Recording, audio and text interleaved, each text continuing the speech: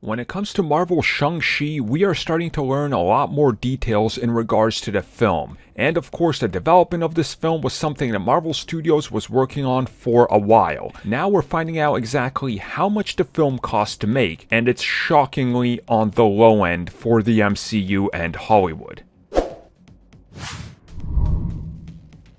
So when it comes to the MCU, only the first phase of the MCU has what you would consider insanely small budgets, like $140 million for the first Avenger. Now, more recently, Marvel Studios has been playing a very smart game, where they shoot in locations with a lot of tax incentives and money that they give you back for shooting a production there, so they can offset huge costs. Captain Marvel, for example, took advantage of this every single time they could, and the film in the end cost $152 million, but reportedly they spent about $250. So again, these tax write-offs go a long way. Now we're hearing from the National Post that the budget to Shang-Chi was around $150 million after the tax rebate, the tax breaks, and of course them shooting in Australia, which has huge incentives when it comes to that. Now, of course, the cheapest film that Marvel Studios has ever produced is $130 million for Ant-Man,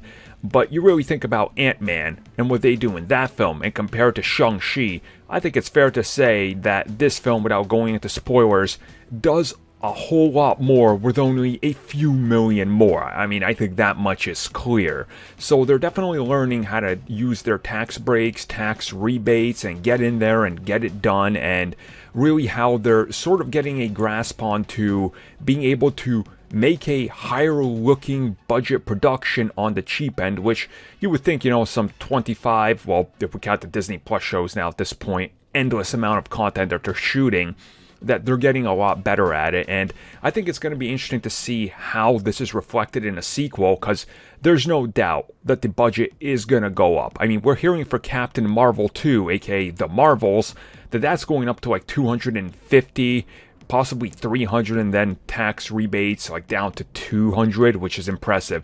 I'm going to suspect Shang-Chi does the same thing, where you go into the second film, everything is going to look bigger. They're going to go in more locations, more insane special effects, more top-end choreography and everything, which honestly, the first film already really does the best choreography in the MCU so far, so getting that even better, it's like icing on the icing on the icing of a cake. I mean, don't have too much of it.